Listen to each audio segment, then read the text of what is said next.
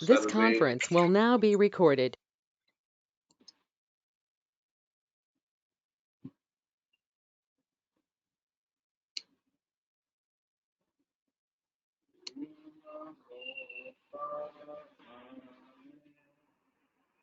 दिख रहा हुआ है भाई,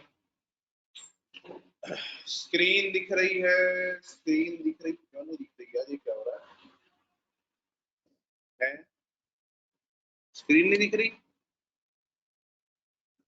सर्विस सेक्टर नहीं दिख रहा आपको? मुझे क्यों नहीं दिख रहा है?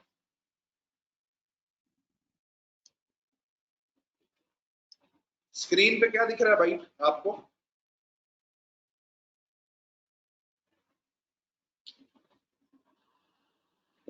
सर्विस सेक्टर का चैप्टर दिख रहा है। क्या क्या क्या? चैप्टर 9 दिख रहा है, चैप्टर 9। चैप्टर 9 दिख रहा है ना? अच्छा, मेरे सामने बन गया था, उसमें नहीं दिख रहा। चलो आगे बढ़ते हैं।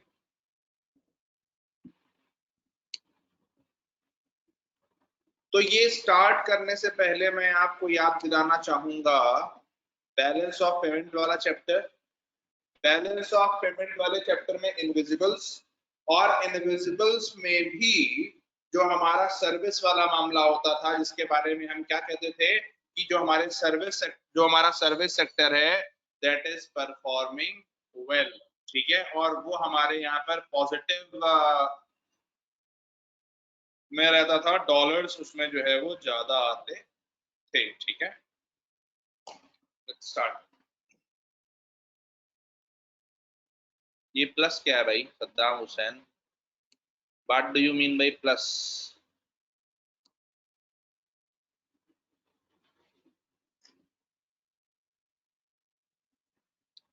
Service sector significance in the Indian economy has continued to increase with the sector now accounting. मैं कह रहा था सर्विसेज पॉजिटिव, मैं कह रहा था सर्विसेज पॉजिटिव होती है ना, वही बोल रहा था। हाँ समझ गया तुम्हारी भावनाओं का मैं आदर करता हूँ, ठीक है। The service sector significance in the Indian economy has continued to increase with the sector now accounting for around 55% of total size of the economy. बात ये है कि इसके 55% शेयर की वजह से ही हम जॉबलेस ग्रोथ की ओर जा रहे हैं। इसके 55% शेयर की वजह से ही हमारे यहाँ इंडस्ट्री में ड्वार्फिज्म आ रहा है। इसके 55% शेयर की वजह से ही हम जो है इकोनॉमी में कंसर्न जो वेल्थ है उसका रिडिस्ट्रीब्यूशन सही से नहीं कर पा रहे हैं। देखिए ध्यान रखिए, इकोनॉमी में वेल्थ के रीडिस्ट्रीब्यूशन के लिए, इकोनॉमी में वेल्थ के रीडिस्ट्रीब्यूशन के लिए व्हाट इज नीडेड, इकोनॉमी में रिडिस्ट्रीब्यूशन ऑफ वेल्थ के लिए एम्प्लॉयमेंट इन इंडस्ट्रीज जरूरी है, ठीक है। एम्प्लॉयमेंट इन मैन्युफैक्चरिंग जरूरी है, और है क्या कि अगर बहुत ज्यादा सर्विस सेक्टर में होगा तो कहीं ना कहीं सर्विस लेड ग्रोथ जो होती है वो जॉबलेस ग्रोथ को प्रमोट करती है, ये आप जानते हैं, ठीक है। तो जब भी कभी आप जीडीपी पर लिख रहे हो, जब भी कभी आप जॉबलेस ग्रोथ पर लिख रहे हो, जब भी कभी आप जॉबलेसनेस पर लिख रहे हो, जब भी कभी आप इस बात पर लिख रहे हो कि इंडिया की जो इकोनॉमिक ग्रोथ रेट है, मतलब economic growth of not today but economic growth of yesterday, जो हमारा 6% 7% का जो इकोनॉमिक ग्रोथ होता था, कभी अगर आप उस चीज पर लिख रहे हो कि भैया हमारे यहाँ पर जो इकोनॉमिक ग्रोथ है और जो हमारा जॉब पोर्टफोलियो है, जो हमारे यहाँ जॉबलेसनेस है, उसमें मैच नहीं आ रहा है। क्यों नहीं आ रहा है? क्योंकि हमारा 55% जो हिस्सा है वो कहाँ से आ रहा है? 55% हिस्सा हमारा सर्विसेज से आ रहा है, जिसकी वजह से हमारे यहाँ जॉबलेस ग्रोथ हो रही है। तो वो ध्यान रखिएगा, ठीक है। 2/3 of total FDI inflows into India and about 38% of total export. मतलब सोचिए कि इंडिया में FDIs का 2/3 किस में आ रहा है? सर्विस सेक्टर में आ रहा है। तो इसका मतलब क्या है कि हमारा इंडस्ट्री और हमारा एग्रीकल्चर जो है वो एम्पावरिश्ड रह जा रहा है इन्वेस्टमेंट से, इन्वेस्टमेंट के बिना रह जा रहा है। उस बात को भी ध्यान रखेंगे, ठीक है। फिर कभी भी अगर आप बोल रहे हो कि हमारे यहाँ पर एग्रीकल्चर प्रोसेसिंग इंडस्ट्रीज नहीं है, या हमारे यहाँ पर जो मैन्युफैक्चरिंग है वो बहुत ज्यादा डेवलप नहीं हो पा रही है, तो उसमें आप ये भी बोल सकते हैं कि भैया कैसे डेवलप होगी, हमारे यहाँ पर जो इन्वेस्टमेंट है खासकर जो एफडीआई है वो 2/3 जो एफडीआई है वो 2/3 एफडीआई कहां पर जा रही है? 2/3 एफडीआई जा रही है हमारी सर्विस सेक्टर में, ठीक है। And about 38% of total export. फिर समझिए इसका मतलब क्या है कि हमारे एक्सपोर्ट में अभी भी गुड्स जो है वो ज्यादा है, सर्विसेज कम है। और गुड्स ज्यादा होने का एक सीधा सीधा एक और इसी से एक और अगर डेटा हम जोड़े तो क्या कि हमारी टॉप 1% फर्म्स जो है वो 38% एक्सपोर्ट्स कर रही हैं, यानी कि जो बाकी हमारा 62% का एरिया था वो छोटी फर्म्स के लिए, एमएसएमईज के लिए था।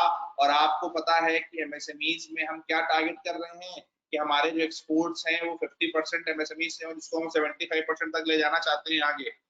यानी कि एमएसएमई जो हैं वो एक तो एक्सपोर्ट ज्यादा कर रही हैं और दूसरी चीज ये है कि एमएसएमई जो हैं वो गुड्स में ज्यादा एक्सपोर्ट कर रही है। कि देखिए सर्विसेज का एक्सपोर्ट जो है मेजरली वो जो बड़े प्लेयर्स हैं वही कर रहे हैं। जो एमएसएमईज हैं वो ज्यादातर एक्सपोर्ट में जो है वो गुड्स वाले सेक्शन में ही ज्यादा काम कर रही हैं, ठीक है। एंड 2/3 ऑफ टोटल एफडीआई को जो मैंने बता दिया, 38% टोटल एक्सपोर्ट बता दिया। The share of service sector now exceeds 50% of gross state value added in 15 out of 33 states and UTs। यानी कि जो ओवरऑल हमारी इकोनॉमी में सर्विस सेक्टर का जो शेयर है वो हमारे आधे से ज्यादा या नियरली आधे स्टेट्स की टोटल जीपीए के बराबर है, ठीक है। with this share more than 80% in Delhi and Chandigarh, ठीक है। Delhi and Chandigarh mostly service driven है। However, data on GPA growth, high frequency indicators and sectoral trends suggest a moderation in service sector activity during 2019-20। देखिए अगर किसी एक sector का moderation, growth का उसका जो मॉडरेशन वो इस आधार पर हो रहा है कि वहां पर डाइवर्सिफिकेशन ऑफ पोर्टफोलियो हो रहा है तो कोई दिक्कत नहीं है। लेकिन अगर इस आधार पर हो रहा है कि एक सेक्टर में ग्रोथ कम हो रही है और किसी दूसरे सेक्टर में बढ़ भी नहीं रही है तो वो जो है चिंता का सबब है। जैसे एग्जाम्पल अगर अपन सऊदी अरब को पकड़े तो सऊदी अरब में क्या है कि जैसे वो लोग बोल रहे हैं कि हम भैया अपनी ऑयल प्रोडक्शन जो मतलब जो हमारी ऑयल ड्रिवन इकोनॉमी है उसको हम डाइवर्सिफाई करेंगे और हम सर्विसेज वगैरह की तरफ फलाने की तरफ जाएंगे।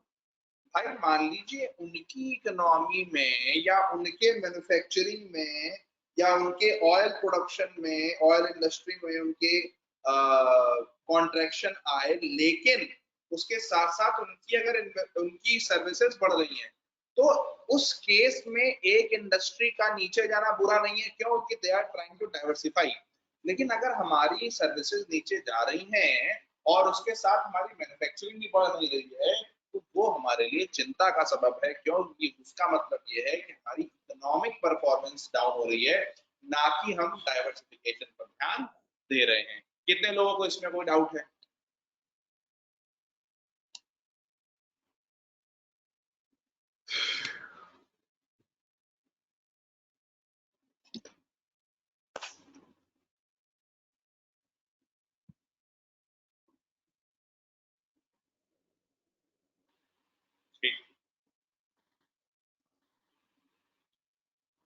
However, data on ठीक है bank credit to service sector, air passenger traffic and rail freight traffic have witnessed a deceleration।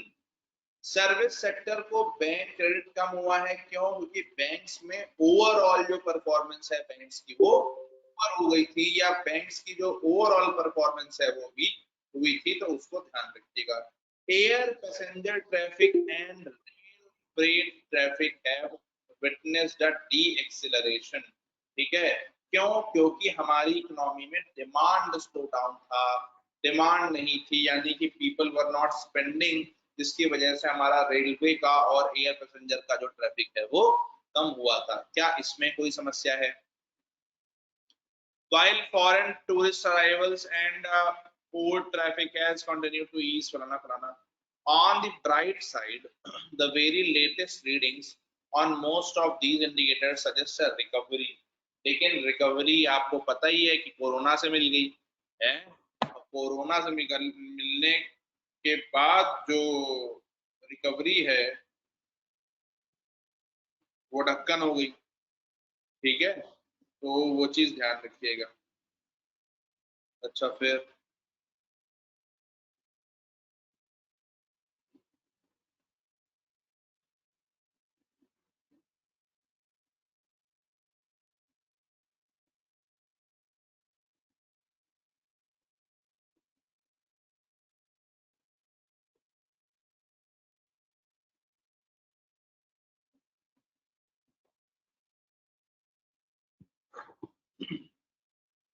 moreover, gross FDI equity inflows into service sector have registered a strong recovery, and services exports have maintained their momentum during April to September 2019. क्या बोल रहे हैं?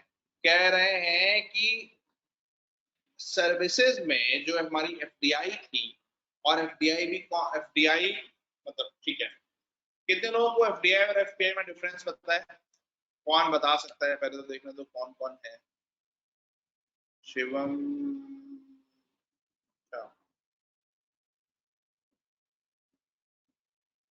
सोनम जी, FDI और FPI में अंतर बताइए।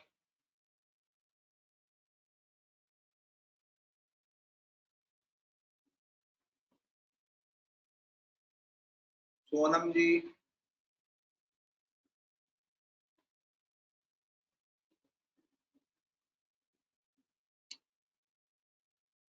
संध्या जी,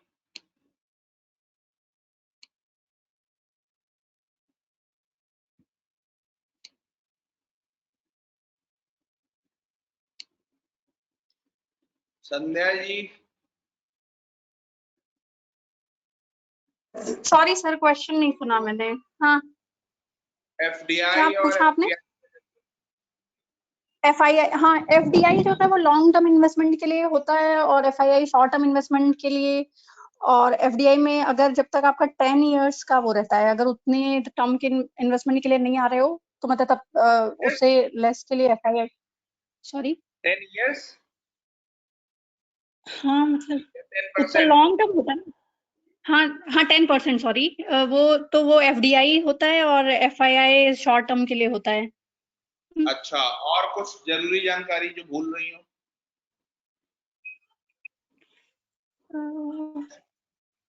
शिवम, मतलब क्या बोल रही है शॉर्ट, ये?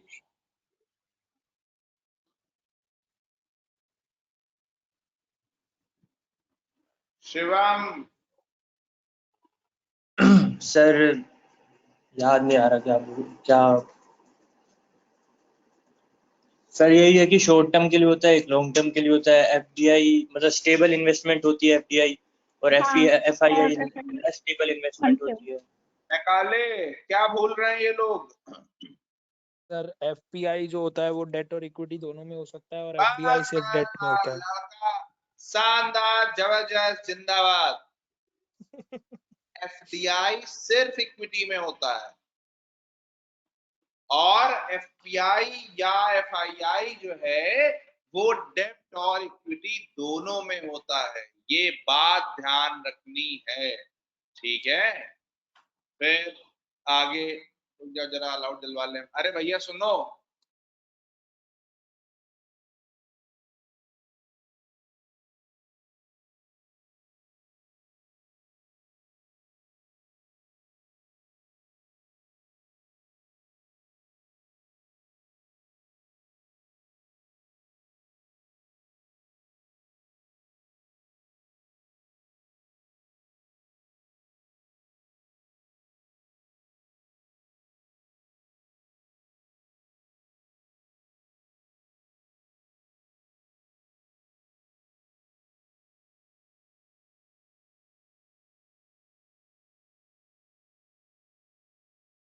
हाँ भाई, माफी चाहते हैं। अरे यार, ये पता नहीं किस मोहल्ले में रहने आ गए, एकदम मच्छरों का बिल्कुल घर है, बिल्कुल ही पता नहीं, नीचे से लेकर के ऊपर तक जो है यहाँ इन्होंने पीछे बहुत ज्यादा पेड़ लगा रखे हैं। खैर, moreover gross FDI equity inflows into service sector have registered a strong recovery and services exports have maintained their momentum during April to September 2019. Services exports have outperformed goods export in the recent years, due to which India's share in world's commercial services exports has risen steadily. ठीक है, बाकी सब छोड़ दो। हाँ भाई, ये line India has launched around 5 to 7 satellites per year in the recent years and with no failure, barring one in 2017, जिसकी वजह से सैटेलाइट इंडस्ट्री भी हमें बहुत ज्यादा एक्सपोर्ट्स या बहुत ज्यादा वो दे रही है, रेवेन्यू दे रही है। ठीक है,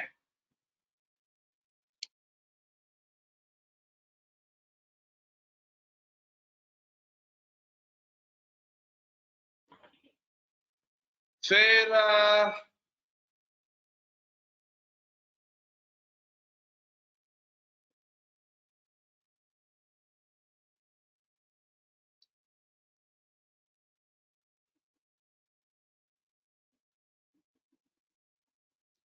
notwithstanding the recent underperformance, the service sector continues to outperform agriculture and industry sector growth, contributing around 55% to total GVA as well as to total GVA growth.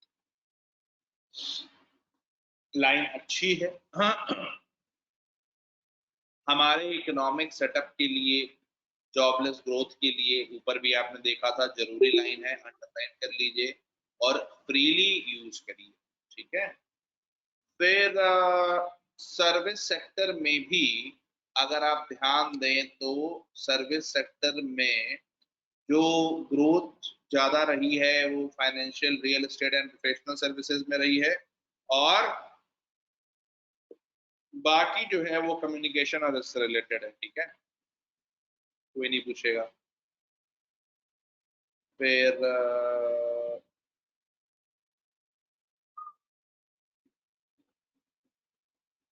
एक बात बताइए, ये चीज किस बात का साइन होती है?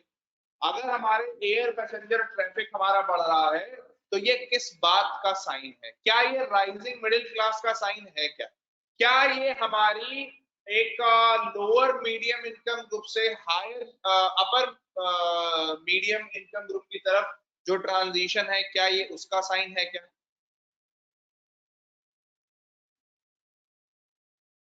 राइट? तो ध्यान रखिएगा, अक्सर आप अखबारों में पढ़ते हैं कि हम अपना राइजिंग मिडिल क्लास कैसे निकालते हैं? हम अपना राइजिंग मिडिल क्लास निकालते हैं इस बात से कि आपके जो एयर पैसेंजर का ट्रैफिक है, अगर उसकी जो ग्रोथ हो रही है तो फिर आप कहते हैं कि भैया नहीं, हमारा जो ग्रोथ रेट है वो अच्छा है। ठीक है, तो वो चीज ध्यान रखिएगा। फिर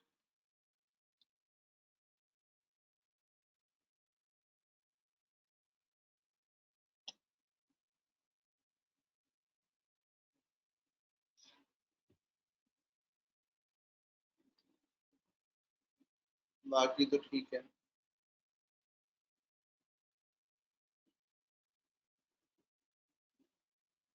एक मिनट इसमें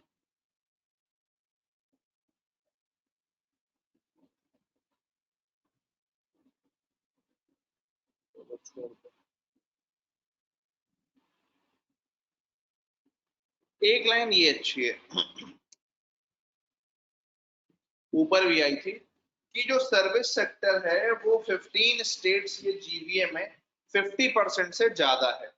ठीक है, जो सर्विस सेक्टर है वो 15 स्टेट्स के जीवीए में 50% ज्यादा है। क्या आपको इंडिया में जॉबलेसनेस का मॉडल दिख रहा है? क्या आपको कारण दिख रहे हैं? Why India is witnessing unemployment क्योंकि हर स्टेट अपने यहाँ पर ज्यादा सर्विसेज को ही प्रमोट कर रहा है, हर स्टेट में जो है वो सर्विसेज में ही ज्यादा जॉब्स क्रिएट हो रही हैं rather than manufacturing, agriculture, processing, so on and so fourth. ठीक है, तो ध्यान रखिए जब कभी आप अनएम्प्लॉयमेंट पर लिख रहे होंगे तो कुछ लोग होंगे जो सामान्य बातें लिखेंगे। आप इस बात को जरूर नोट करिएगा कि 50% of GSVA of nearly half states जो है वो सर्विस सेक्टर से आ रहा है, जो ये बताता है कि स्टेट लेवल पर भी जॉबलेस ग्रोथ का जो ट्रेंड है वो बढ़ता जा रहा है। ठीक है, और दिल्ली और चंडीगढ़ में तो 60 और 80% है। ठीक है, और फिर आइए यहाँ पर सिक्किम। सिक्किम का सर्विस सेक्टर में शेयर कितना, 26.8%, ऑर्गेनिक फार्मिंग वाला सिक्किम। ठीक है, यानी कि सिक्किम में ज्यादातर लोगों को जॉब अवेलेबिलिटी होगी कि हो सकता है कि ऑर्गेनिक फार्मिंग के कारण बहुत सारा मैनुअल लेबर अवेलेबल हो सकता है ऑर्गेनिक फार्मिंग के कारण बहुत सारी मैन्युफैक्चरिंग की जॉब्स हो, फूड प्रोसेसिंग इंडस्ट्रीज वगैरह हो, पैकेजिंग और सारी चीजें हो, इको टूरिज्म, बिल्कुल सही बात है। ठीक है ना, तो वो ध्यान रखिएगा। फिर even states with the relatively lower share of services in GSPA has witnessed strong service sector growth। एक बात बताओ, बहुत ध्यान से सुनना, states like Jharkhand, states like Orissa, जो अभी तक बिल्कुल एब्जेक्ट पॉवर्टी में रहे, अगर वो लोग सर्विस ड्रिवन ग्रोथ करने लगेंगे तो won't they become island of wealth in the ocean of poverty? वहां पर भी जॉबलेसनेस प्रमोट होगी, वहां पर भी इस तरह की चीजें प्रमोट होगी। ठीक है, तो क्या ये नहीं होगा? क्या इस तरह के जो अंडर डेवलप्ड स्टेट्स हैं उनको क्या सर्विस लेड ग्रोथ पर अभी जाना चाहिए? क्या उनको भी वो जंप मार देना चाहिए क्या जो इंडिया ने मारा? क्या हमने अपने हिस्टोरिकल मिस्टेक से कुछ नहीं सीखा है? क्या स्टेट्स भी वही गलती करें जो इंडिया ने एज ए नेशन 1991 के बाद करी थी? बात समझ रहे हैं मेरी, मैं क्या बोल रहा हूं? लोग, जनता, सभी लोग,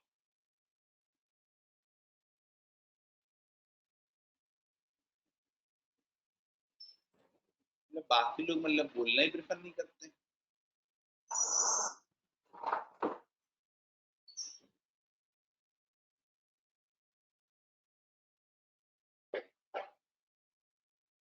अरे भैया, एग्रीकल्चर से सर्विसेज पे जाना सीधे। सर ये जो इसमें लिखा हुआ है इसमें तो ये बता रहा है कि सर्विसेज बढ़ रही हैं उन स्टेट्स में भी, तो ये मतलब हम वो कर चुके हैं ना जो आप बोल रहे हो अभी कि हम सीधा उस तरफ चले गए सर्विस की तरफ, हमें जाना नहीं चाहिए, आप ये कह रहे हो क्या? तुम्हारे दो नाम कैसे आ रहा है? तुम कॉलर वन भी हो, तुम सद्दाम हुसैन भी हो। नहीं नहीं, मैं सिर्फ सद्दाम हुसैन हूँ। भैया, जो इन्होंने ये ट्रेंड करना स्टार्ट किया है, सर्विसेज बढ़नी स्टार्ट हुई हैं, अभी भी हमारे पास में मौका है कि हम जो है वो मैन्युफैक्चरिंग की ओर वापस बढ़ने लगे रादर देन बहुत ज्यादा सर्विस ड्रिवन होने के। ठीक है, ठीक है, ठीक है।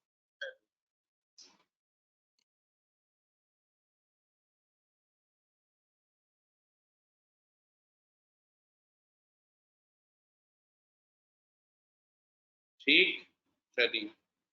फिर ये अपने मतलब का नहीं है, मतलब का नहीं है, मतलब का नहीं है, मतलब का नहीं है, मतलब का नहीं है। एफडीआई इनफ्लोज बढ़ रहे हैं, घट रहे हैं, ठीक है। अपने को बस एक चीज देखनी है कि एफडीआई इनफ्लोज सबसे ज्यादा कहां पर है। ठीक है, तो अगर आप देखेंगे तो financial, business outsourcing, R and D, tech testing, computer software, hardware, इन दोनों में कलेक्टिवली जो है वो सबसे ज्यादा एफडीआई है, फॉलोड बाय टेलीकम्युनिकेशंस। ठीक है, कोई पूछने वाला नहीं है, बट स्टिल ठीक है। फिर लागू, फिर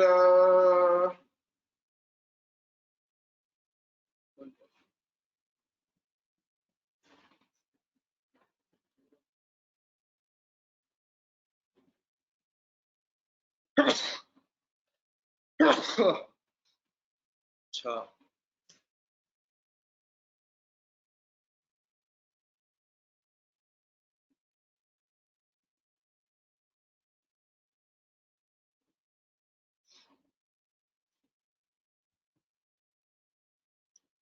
ये जरा एक बार पढ़ना पॉइंट, ये यहाँ तक पढ़ना जरा एक बार, फिर डिस्कस करते हैं कि क्या हो रहा है, क्यों हो रहा है, कैसे हो रहा है।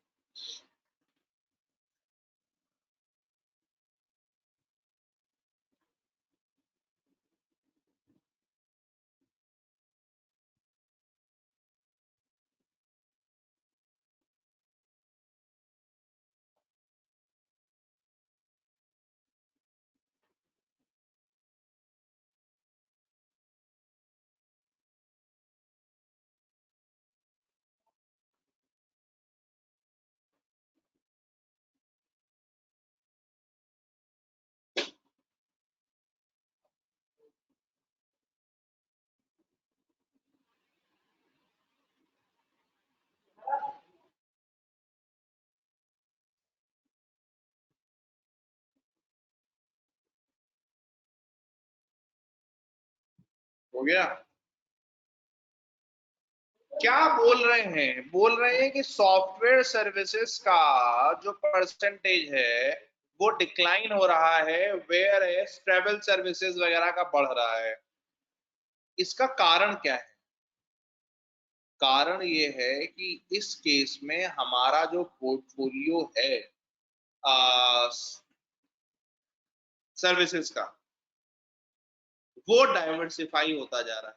ऐसा नहीं है कि हम अट्रैक्टिव डेस्टिनेशन नहीं है सर्विसेज के लिए, ऐसा नहीं है कि हम बिग कंपनीज के लिए अट्रैक्टिव डेस्टिनेशन नहीं रहे, बट हमारा जो सर्विस सेक्टर का पोर्टफोलियो है वो डाइवर्सिफाई हो गया है। ठीक है, तो वो चीज ध्यान रखिए कि अदर सर्विसेज भी आने लगी है, बाकी तो ठीक ही है। This has made the software sector and therefore overall services exports susceptible to change in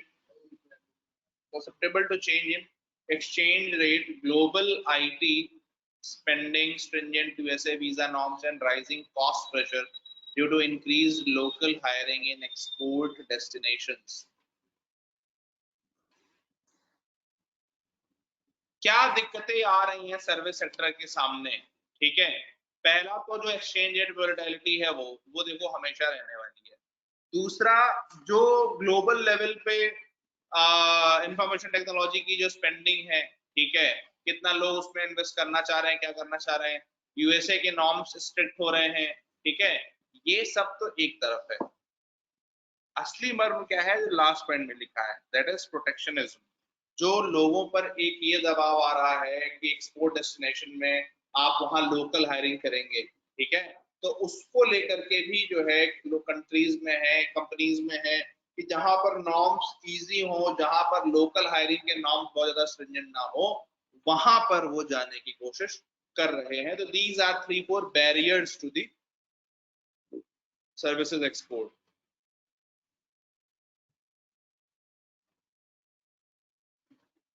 बाकी देखो, ये आपसे कोई नहीं पूछने वाला है कि नेट एक्सपोर्ट बढ़ा कम हुआ क्या है, और फिर ये line, the service trade surplus largely driven by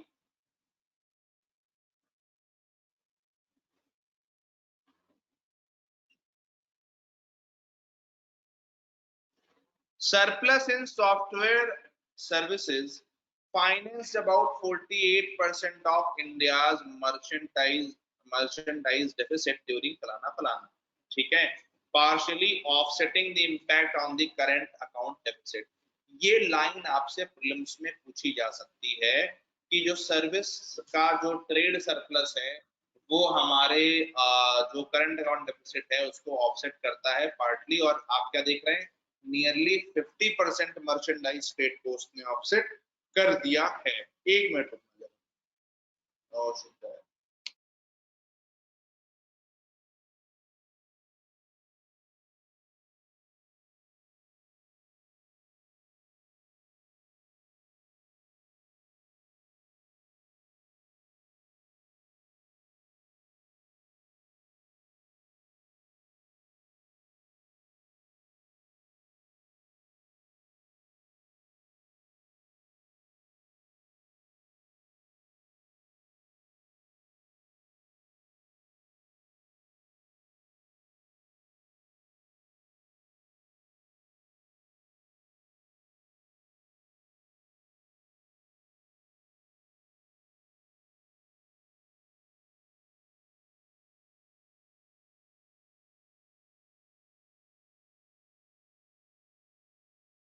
हाँ भाई, तो क्या बात हो रही है कि जो सर्विस का ट्रेड सरप्लस है वो जो है वो हमारे गुड्स के डेफिसिट को, मर्चेंडाइज के डेफिसिट को 48% तक फाइनेंस कर ले रहा है, यानी कि वो करंट अकाउंट डेफिसिट को फाइनेंस करने में, मैनेज करने में सहायता कर रहा है। और फिर ये भी इंपॉर्टेंट है लाइन, क्या कि सॉफ्टवेयर के सरप्लस के अलावा, सॉफ्टवेयर के सरप्लस के अलावा हम क्या कर रहे हैं, हम जो है ट्रेड में भी सरप्लस रन कर रहे हैं। ट्रेड में, सॉरी, ट्रेवल में, इंश्योरेंस में और फाइनेंशियल सर्विसेज में भी हम ट्रेड सरप्लस हैं। और समझिए, जो हमने ये दुनिया भर के गिफ्ट सिटी और फाइनेंशियल हब बनाने की बात कर रहे हैं हम, दुबई जैसा, उससे इस सेंटिमेंट को और मजबूती मिलेगी। कितने लोगों को गिफ्ट सिटीज याद हैं जनता?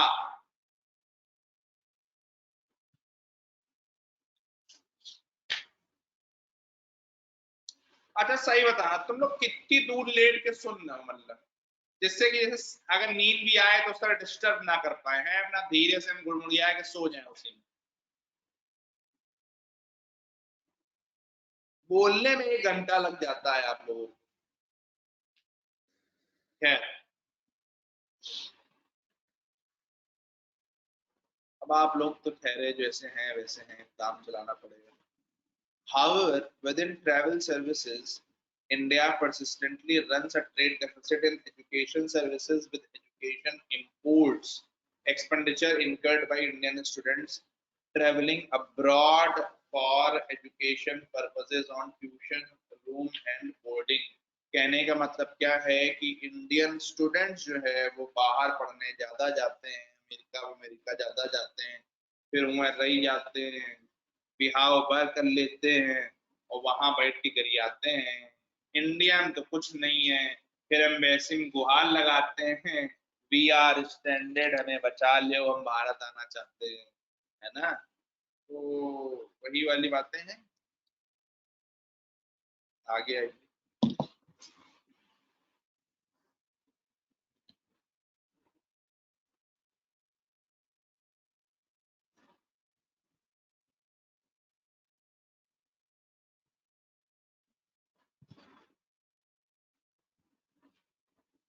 हाँ वही वाली, ठीक है। फिर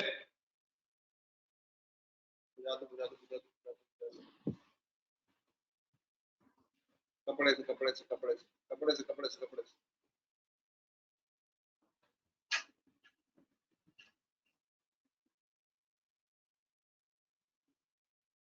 ठीक है, चलिए।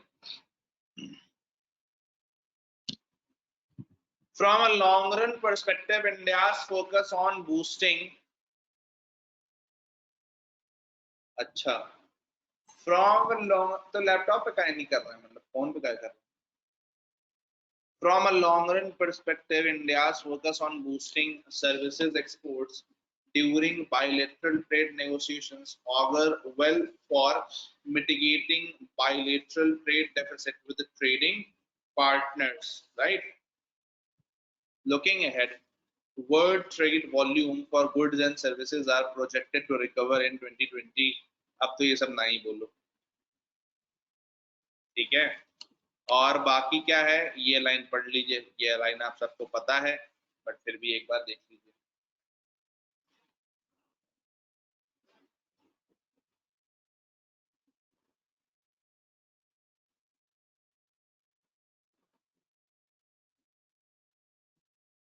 ठीक,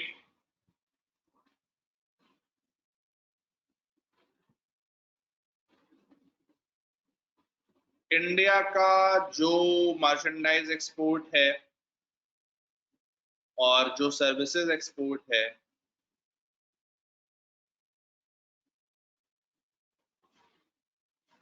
उसमें इन्होंने फेज वाइज डिक्रीज इंक्रीज दिखाया है। Looking at 2 time periods 2005 to 11 and 2012 to 2018, it is evident that both commercial services exports and good exports have slowed in India and globally in the recent years. ठीक है, इसका मतलब क्या दिखाता है ये कि गुड्स और सर्विसेज एक्सपोर्ट्स इंडिया और ग्लोबली स्लो हो रहे हैं, मतलब rise of protectionism, rise of global uncertainty. ठीक है, 2000 पोस्ट 2008 वाला वर्ड, ठीक है, जो कहीं ना कहीं स्पेसेस इसमें श्रिंक हो रहे थे, बॉर्डर्स राइज हो रहे थे। ठीक है,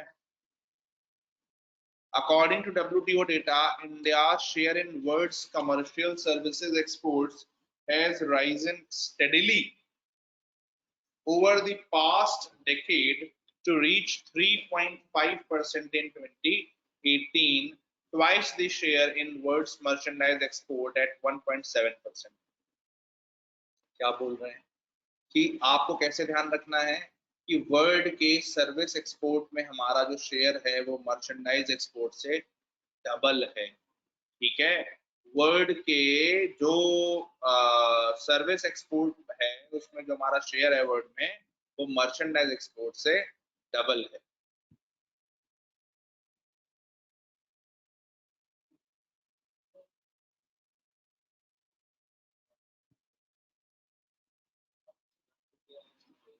एक बात देख रहे हैं, ये चाइना है, ये इंडिया है और ये चाइना है। अब समझ में आ रहा है ये क्यों चाइना की इकोनॉमिक ग्रोथ ज्यादा है, क्योंकि चाइना का ओवरऑल एक्सपोर्ट में सर्विसेज का कंपोनेंट कम है और इंडिया का ओवरऑल एक्सपोर्ट में सर्विसेज का कंपोनेंट बहुत ज्यादा है। तो जॉबलेस ग्रोथ ये है और जॉब वाली ग्रोथ ये है। क्या ये समझ में आ रहा है? ये जो भी है आपके सामने बना हुआ, जनता कोई डाउट हो पूछ लो भैया, बैठे।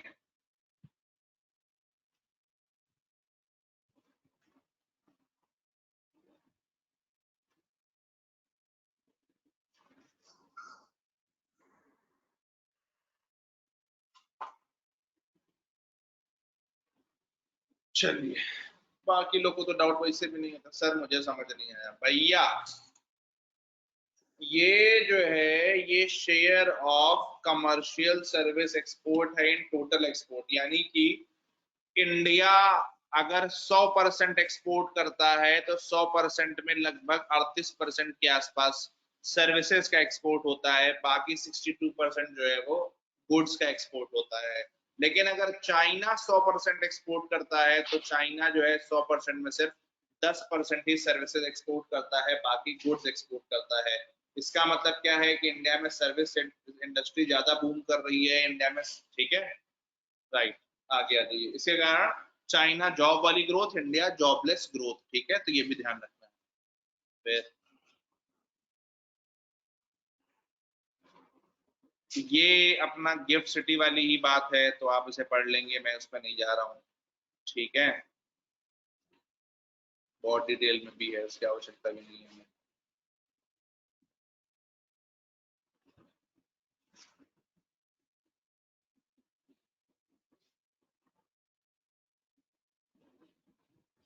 ये जो सेफ हार्बर प्रोविजंस है, इसका मतलब ये गिफ्ट सिटी वाले जहां पर इजियर नॉर्म्स होंगे। ठीक है, फिर राइट,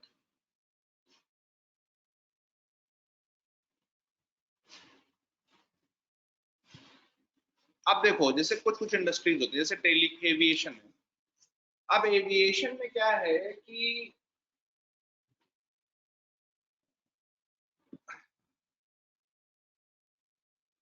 उड़ान हम क्यों लाए? कितने लोग ऑब्जेक्टिव जानते हैं हम उड़ान क्यों लाए? एनीबॉडी? पूरे देश का आम आदमी, हाँ, कनेक्टिविटी के लिए और मिडिल क्लास को भी। बेसिकली सर कनेक्टिविटी बढ़ाने के लिए और दोनों नेशनल इंटरनेशनल और हमारा ट्रैफिक भी बढ़ाने के लिए हम कह सकते हैं, और एयरपोर्ट को अपग्रेड कराने के लिए और इंडस्ट्री एयरलाइन वो इंडस्ट्री को बूस्ट देने के लिए। बिल्कुल। क्यों? क्योंकि हुआ ये कि जब 2008 का ग्लोबल क्राइसिस आया और उसके बाद में ग्लोबल सेंटिमेंट जो है वो डिक्रीज होने लगा, ग्लोबल डिमांड जो है वो कमजोर होने लगी, तो सबसे ज्यादा हिट हमारी एयरलाइंस इंडस्ट्री हुई। क्यों? क्योंकि हमारी जितनी भी एयरलाइंस थी उनका डोमेस्टिक जो ग्रोथ है वो तो बहुत था नहीं, क्योंकि डोमेस्टिक जो सर्विसेज हैं वो कुछ ही टीयर 1 सिटीज तक लिमिटेड थी, और ग्लोबली जो है वो डिमांड बहुत वीक हो गई थी, सेंटिमेंट्स बहुत खराब हो गए थे, किंगफिशर वगैरह डूबने लगी थी। तो हमें अपनी एक एविएशन इंडस्ट्री को एक ग्रोथ एक बूस्ट देने के लिए हम क्या चाहते थे, हम चाहते थे कि हम अपने अंदर ही मतलब कंट्री के अंदर का जो मार्केट है उसको बहुत स्ट्रॉन्ग करें, जिससे कि हमारी कनेक्टिविटी बढ़े, जिससे कि हमारा जो डिस्टेंस है सिटीज के बीच में वो कम हो, माइग्रेशन वगैरह के जो इश्यूज हैं वो रिसॉल्व हों, और हमारा जो एविएशन इंडस्ट्री है वो भी थोड़ी सी मजबूत हो पाए। तो जैसे एविएशन वाली बातें हैं तो शुरुआत में ये बहुत ग्लोबल सेंटिमेंट पर डिपेंड करती थी, उड़ान वगैरह आने के बाद में, अफोर्डेबिलिटी होने के बाद में चीजें धीरे धीरे वैसी नहीं रही। अब तो हम कोशिश क्या कर रहे हैं, इस तरह के काम से हम कोशिश कर रहे हैं कि हम इंटरनेशनल फ्लक्चुएशन से जितना ज्यादा अपने आप को इंसिनुएट कर सकें, जितना ज्यादा अपने आप को इंसुलेट कर सकें, जितना ज्यादा बचा सकें अपने आप को, उतना ज्यादा बचाने की कोशिश हम करते हैं। ये बात समझ में आ रही है? ये बात समझ में आ रही है?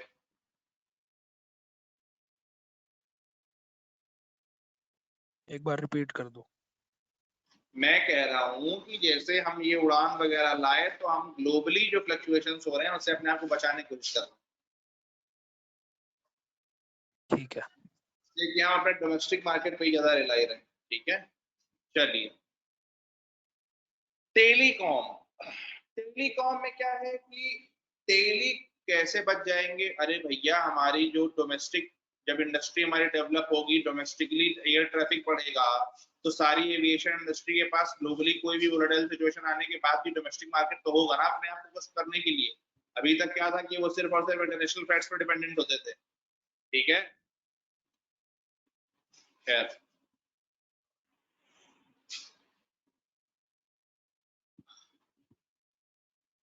टेलीकॉम, देखिए telecom industry has seen some rapid changes, और एक तो इसमें ये है कि टेक्नोलॉजी ड्रिवन है ना, जो ज्यादा नई टेक्नोलॉजी ले आएगा उसका मार्केट में शेयर ज्यादा होगा, तो इनोवेशन ड्रिवन है। दूसरा, बिजनेस मॉडल भी होते हैं, जैसे जियो ने बहुत ज्यादा हाई मतलब बहुत एक्सेसिव प्राइस कट्स वगैरह करके अपने आप को मार्केट में बनाए रखना और अपने आप मार्केट को डोमिनेट करा। तो टेलीकॉम में there can't be much commentary, क्योंकि देखिए टेलीकॉम में बहुत सारे जो इंटरनेशनल प्लेयर्स थे वो भी हमारी मार्केट क्विट करके जाने लगे, क्योंकि उनका कहना था कि भैया जो डोमेस्टिक प्लेयर्स हैं यहाँ पर जियो वगैरह वो बहुत ज्यादा कॉस्ट कटिंग कर सकते हैं जितनी हम नहीं कर सकते। तो आई वोंट उसमें बहुत ज्यादा मतलब देयर इज नो कमेंट्री, ठीक है। फिर टूरिज्म पर आइए, इंपॉर्टेंट है भाई। The tourism sector is a major engine of growth, contributing to GDP, foreign exchange earnings, and employment. In India, the tourism sector witnessed a strong performance from 2015 to 2016-17. देखिए, हमारे यहाँ कितने तरीके का टूरिज्म हो सकता है। हमारे यहाँ स्पिरिचुअल टूरिज्म हो सकता है, हरिद्वार और ये सब जो है आप देखते हैं कि इस्कॉन, हरिद्वार, बहुत सारे फॉरेनर्स आते हैं, पीपल कम टू मतलब अपने आप की खोज में और बहुत सारा इस तरह की चीजों के लिए। हमारे यहाँ नेचुरल टूरिज्म हो सकता है, हिमालयाज, थार, बीचेस, एवरीथिंग। हमारे यहाँ पर अगर हम चाहें तो वाइल्ड लाइफ टूरिज्म को प्रमोट कर सकते हैं, ठीक है, कि हमारे यहाँ पर इतना एक्सटेंसिव वाइल्ड लाइफ है, और असम वगैरह ने काफी कोशिशें भी करी हैं इसके लिए, ठीक है ना। एग्रीकल्चर टूरिज्म भी हमारे यहाँ एक वो बड़ा हो सकता है, ठीक है। तो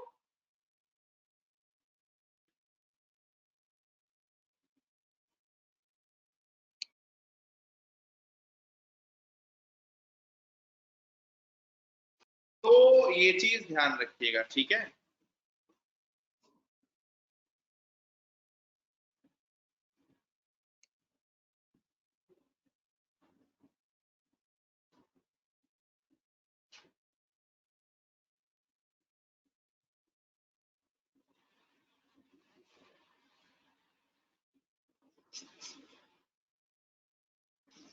अब एक बात बताओ, जैसे ये टूरिज्म फॉरेनर्स का अराइवल है, कितने फैक्टर्स से ये कितने फैक्टर्स पर ये डिपेंडेंट होता होगा? एनीबॉडी गिनाना शुरू करिए। फॉरेनर्स का जो अराइवल है इंडिया में, वो कितने फैक्टर से इम्पैक्ट होता होगा? पहला तो कनेक्टिविटी पब्लिक है। ऑर्डर एंड सेफ्टी, बहुत तगड़ा, पब्लिक ऑर्डर एंड सेफ्टी, बहुत बढ़िया। दूसरा कनेक्टिविटी, तीसरा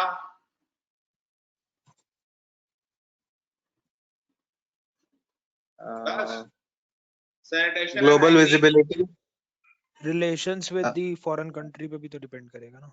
relations with foreign countries, sanitation and hygiene, global जो है वो हमारी इमेज कैसी है, ठीक है, Global how we standing. Present ourselves to the world, ठीक है, हमारे सिटीजन का बिहेवियर कैसा है, हमारा एक्सचेंज रेट कैसा है, हम कितने अफोर्डेबल हैं एज अ डेस्टिनेशन, इतनी चीजों पे डिपेंडेंट करता है। और पर भी कर सकता है, आप सोच सकते हैं तो। लेकिन इसमें एक बड़ा इंपॉर्टेंट चीज है, पब्लिक सेफ्टी।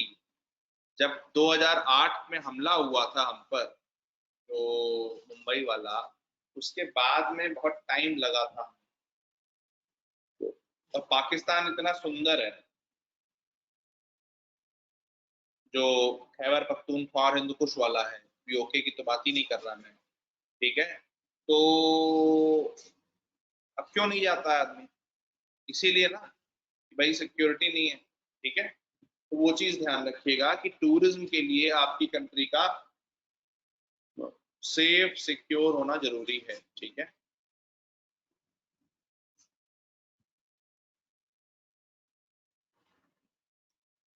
बाकी तो छोड़ दो।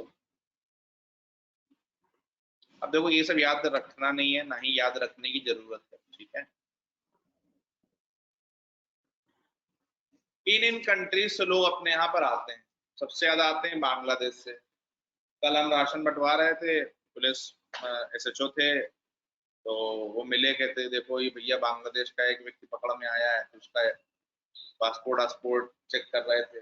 मैं बांग्लादेशियों को बहुत प्यार है हमसे, ठीक है, आते जाते रहते हैं, ठीक है।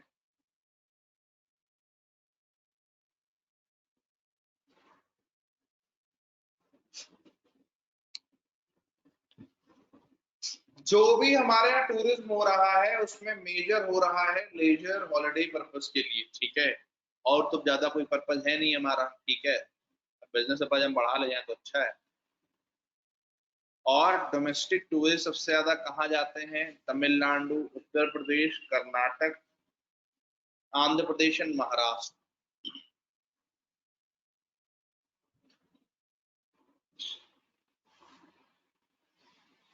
ये जो स्टेट्स हैं, ये 65% डोमेस्टिक टूरिस्ट विजिट्स को अट्रैक्ट करते हैं, ठीक है ना। और टॉप 5 स्टेट्स कौन से हैं जो फॉरेन टूरिस्ट को अट्रैक्ट करते हैं? वो ये हैं। लेकिन इसमें एक बड़ा इंटरेस्टिंग चीज है, वो देखिए, इसमें हिमालयन स्टेट्स नहीं है जो फॉरेनर्स को अट्रैक्ट कर रहे हैं। यानी कि हिमालयन टूरिज्म जो है, उसमें अभी भी बहुत काम करने की जरूरत है। प्लस कश्मीर को टूरिज्म हब अभी भी बनाना है अगर हमें, तो उसको हमें बहुत सेफ्टी सिक्योरिटी देने की जरूरत है, जिससे कि वहां पर टूरिज्म को हम प्रमोट कर सकें। कश्मीर को अकेला टूरिज्म सिर्फ जो है बहुत भयंकर जरूरत दिला सकता है, अगर हम सही से उसको प्रोटेक्ट कर पाए, प्रमोट कर पाए तो, ठीक है। फिर to facilitate international tourism, India introduce the e tourist visa regime, ठीक है, in September 2014 for 46 countries, ठीक है। फिर छोड़ दो।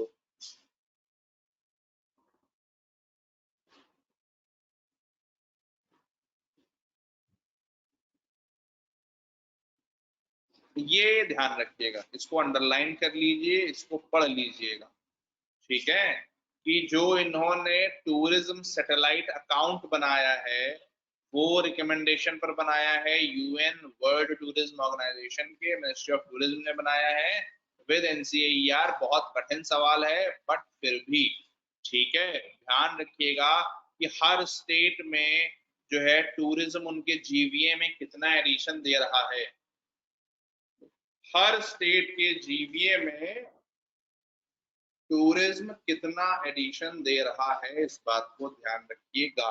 जैसे अंडमान वगैरह में आप देख रहे हैं कि एम्प्लॉयमेंट कितना ज्यादा एम्प्लॉयमेंट दे रहा है टूरिज्म, ठीक है।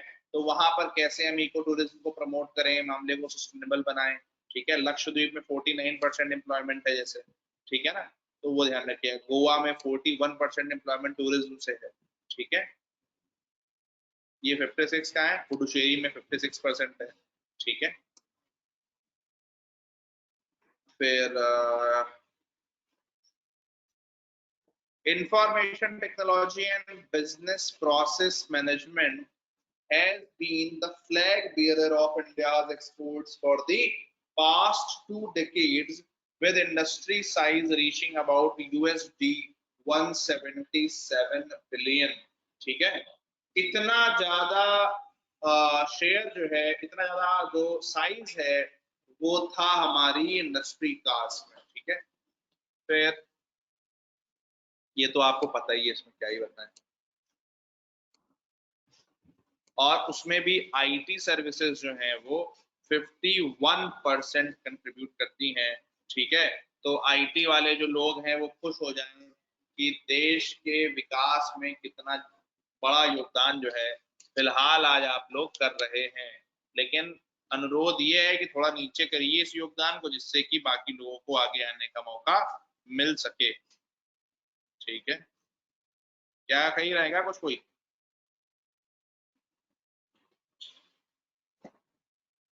चलिए,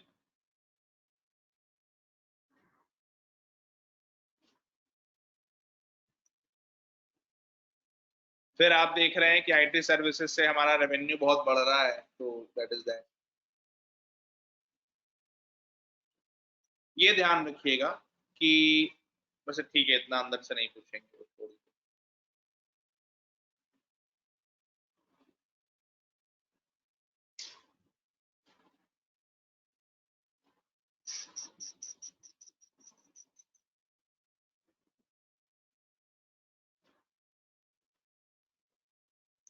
हाँ भाई, यहां पर आएगा थोड़ा सा आईआर।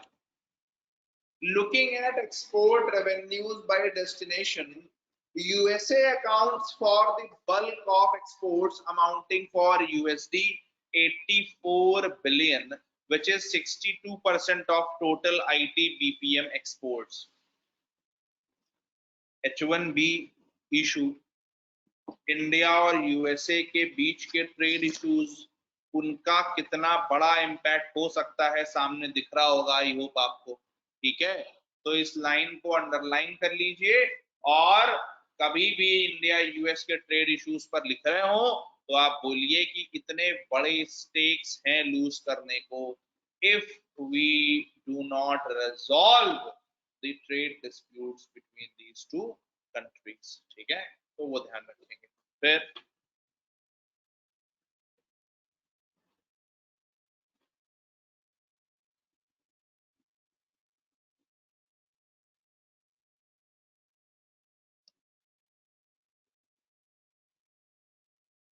आईटी बीपीएम इंडस्ट्री को में टेक्नोलॉजी प्रमोट करने के लिए क्या क्या हुआ है। स्टार्टअप इंडिया हमने करना स्टार्ट किया है, नेशनल सॉफ्टवेयर प्रोडक्ट पॉलिसी ले आए हैं, और एंजल टैक्स से रिलेटेड इश्यूज को ईज करने की कोशिश करिए। आई होप एंजल टैक्स अब सबको पता होगा।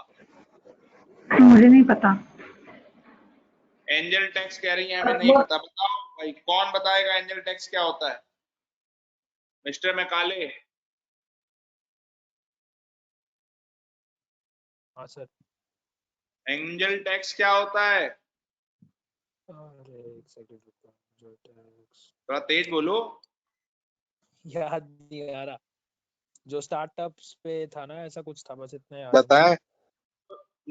अच्छा बताओ, अच्छा बता दो।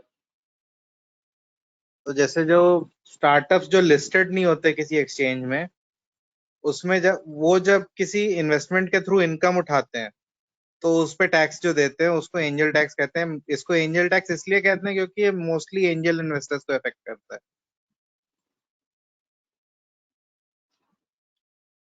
समझ में आया? जब मान लीजिए आप स्टार्टअप हैं, आप कहीं से फंडिंग लेने जा रहे हैं और कोई भी इन्वेस्टर जो है वो आपसे बोलता है कि भैया आपने इतने % शेयर हमें दे दीजिए, उसके बदले में इतना इन्वेस्टमेंट ले लीजिए, उस इनकम पर जो आपका टैक्स हो आसान भाषा में उसे एंजल टैक्स कहते हैं। ठीक है, फिर क्या बात हो रही है?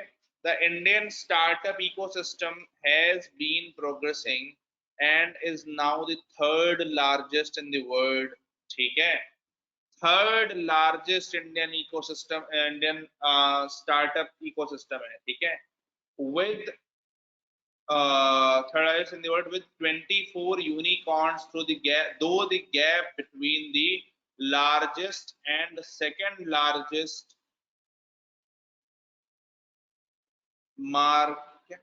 though the gap between the largest and second largest markets remain significant। अच्छा, कह रहे हैं कि जो नंबर 1 और नंबर 2 जो है स्टार्टअप इकोसिस्टम में, यूएसए और चाइना, उनका और हमारा जो गैप है वो बहुत ज्यादा सिग्निफिकेंट है। ठीक है, अच्छा मेरा सवाल है कि what is unicorn? Anybody, what is unicorn? What is क्या? Unicorn, 24 unicorns. चाचा आपसे तो एक्सपेक्टेड था बताएंगे। याद नहीं आ रहा है। यूनिकॉर्न स्टार्टअप नाम सुना सुना है। ऐसे मतलब कोई कुछ बहुत उस पे होता है बहुत ना, बड़ी कंपनी रेवेन्यू को पे होता बोलते है हैं, शायद। साइज नहीं याद आ $1 रहा। बिलियन एक मिनट $1 अभिषेक बिलियन जी, से क्या बोल ज्यादा, रहे हैं संध्या जी? शायद $1 बिलियन से ज्यादा जो होते एकदम हैं सही, जिनका रेवेन्यू। बहुत शानदार। $1 बिलियन से ज्यादा जिनका वैल्यूएशन होता है उसे यूनिकॉर्न स्टार्टअप्स कहते हैं। ध्यान रखिएगा, लिख लीजिए इस चीज को, जिनका वैल्यूएशन $1 बिलियन से ज्यादा होता है उसे यूनिकॉर्न स्टार्टअप्स कहते हैं। ठीक है,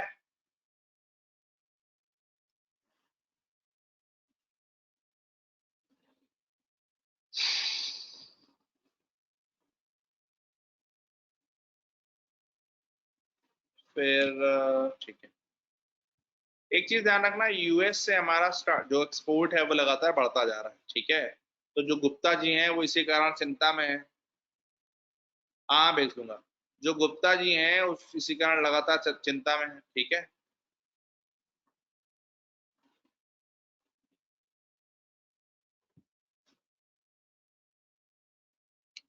फिर कांदला पोर्ट का नाम दीनदयाल हो गया है, ध्यान रखिएगा। कितने पोर्ट्स हैं? 13 मेजर पोर्ट्स हैं, 200 नॉन मेजर पोर्ट्स हैं।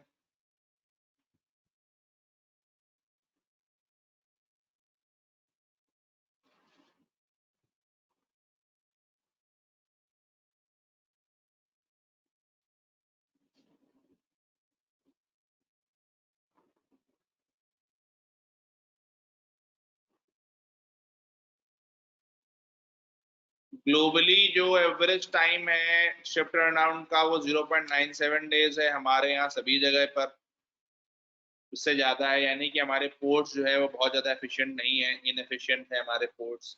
हमने पहले भी पढ़ रखा है, मैं उधर नहीं जा रहा। Space sector, India's space program has shown has grown exponentially since its modest beginnings 5 decades ago, moving from providing simple mapping services in 1960s to many more uses currently.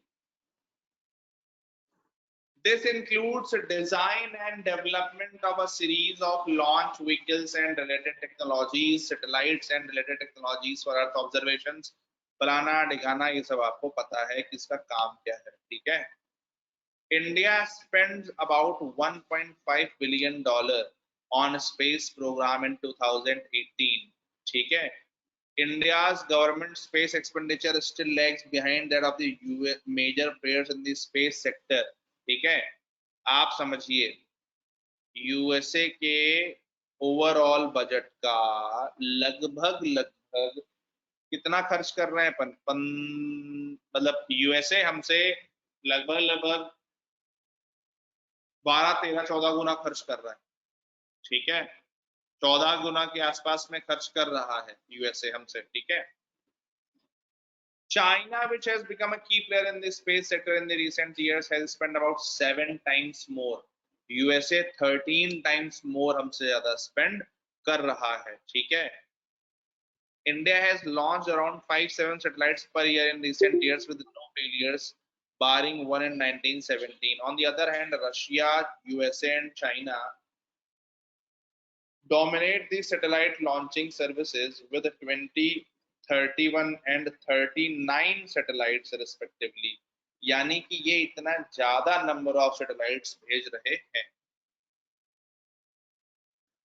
अब ये पूरा पैराग्राफ इंपॉर्टेंट है, ध्यान रखें। Among the key areas of focus in the space program, the first area has been satellite communication, with INSAT GSAT system as the backbone to address the needs for telecommunication. तो जरा note करते जाइए, in terms के बारे में थोड़ा थोड़ा पढ़ना होगा। पहला INSAT GSAT, पहला टर्म INSAT GSAT, ठीक है। क्या कर रहे हैं ये? टेलीकम्युनिकेशन ब्रॉडकास्टिंग वगैरह में हेल्प कर रहे हैं, ठीक है। The second area of focus has been Earth observation and using space-based information for weather forecasting, disaster management, national resource mapping and governance. गगन के बारे में आपको पता है, नाविक के बारे में पता होना चाहिए, और गगन के बारे में उन्होंने बहुत अच्छी लाइन लिखी भी है। हालांकि a joint project between ISRO and Airport Authority of India augments GPS coverage of the region to improve accuracy and integrity for civil aviation applications and better air traffic management over Indian airspace. ध्यान रखिएगा, जब वो गगन mission बोलेंगे और गगन बोलेंगे, दोनों चीजें अलग अलग हैं। गगन जो है वो इंडियन एयर स्पेस को में जीपीएस कवरेज का काम करता है, ठीक है। और नाविक जो है वो एक रीजनल नेविगेशन सिस्टम है। देखो, गगन और नाविक के बीच बारे में और INSAT के बारे में थोड़ा और पढ़ लेना।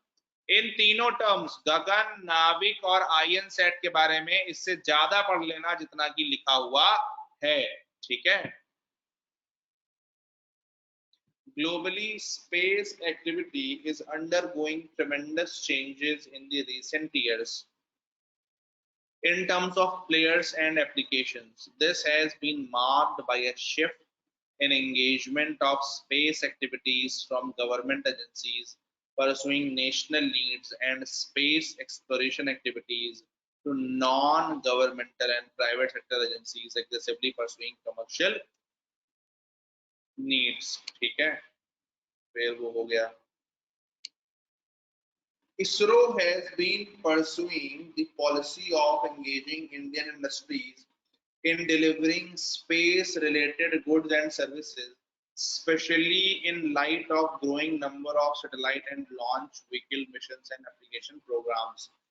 ISRO is trying to mobilize Indian industry जिससे कि वो Indian made goods और Indian made चीजों का यूज करके जो है वो स्पेस मिशंस को मतलब वो दे सके, ठीक है। PSLV, satellite integration and assembly, production of composite materials, production of solid, liquid, cryogenic and semi cryogenic propellants, ये और पढ़ना है। इसके बारे में जरा जानकारी होनी चाहिए। Solid, liquid, cryogenic and semi cryogenic propellants कौन से होते हैं, एक एक दो चीजें इनके बारे में पता हो। कहाँ हाइड्रोजन यूज होती है, कहाँ ऑक्सीजन यूज होती है, ये आपको पता होना चाहिए। प्रोडक्शन ऑफ इलेक्ट्रॉनिक पैकेजेस छोड़ दीजिए, ठीक है। तो ये आप ध्यान रखिए कि इनके बारे में आपको जानकारी होनी चाहिए, प्रोपेलेंट्स के बारे में, ठीक है। ये खत्म हुआ, दैट इज योर सर्वे, ठीक है। अब मेरी आपसे एक गुजारिश है, वो क्या है? वो ये है कि इसका जो चैप्टर 1 है वॉल्यूम 2 का, that is the composite summary of all the chapters that we have done, ठीक है। तो आपका काम ये है कि कल जो है आप एक बार आप जो है इसे पढ़ करके आएंगे, ठीक है। और फिर कल हम एक बार कल रीड कर लेंगे। हाँ वही बोल रहा हूँ, कल एक बार आप इसे पढ़ करके आएंगे, फिर तेजी से एक बार हम जो है इसको रीड कर लेंगे और कोई दिक्कत होगी तो देख लेंगे। चलिए आज यही रोकते हैं।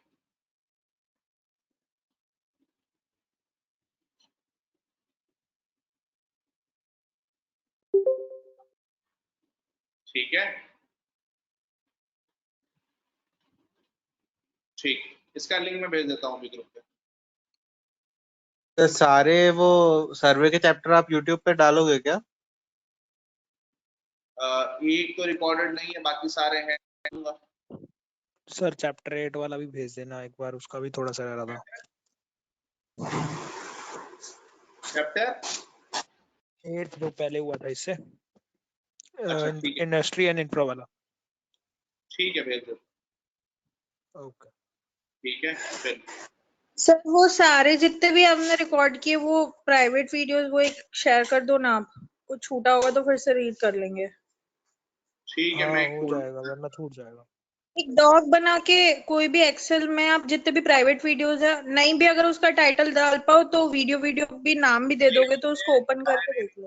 अरे मैंने उसमें प्लेलिस्ट बना रखी है इकोनॉमिक सर्वे की यूट्यूब पे, तो उसमें जा करके आप देख सकते हैं। सर उसमें प्राइवेट नहीं आते ना, वो तो आपने जो बाहर लिस्टेड पब्लिक किए वो आते हैं। अनलिस्टेड वाले होते हैं, उनका लिंक जो है वो आप एक जगह कहीं स्टोर कर लीजिए, जो मैं ग्रुप पे भेज रहा हूँ। सर सारों के लिंक आपने भेज दिए हैं क्या? आप हाँ, एक अभी काम तक सबके करो नहीं सर, भेजे? नहीं सर अभी सबके नहीं आपने जो भेजे भेज सर। दिया अब ढूंढने में टाइम लगेगा। एक काम करो दोबारा भेज दो, आपके पास पड़े हैं जैसे प्लेलिस्ट में, तो हम सेव कर लेते हैं फिर एक साथ, अब मतलब अपने अपने पास। डॉग चलो ठीक है, उसमें ऐड करते रहना आप अपने शेयर पॉइंट पे। ठीक है, ठीक है।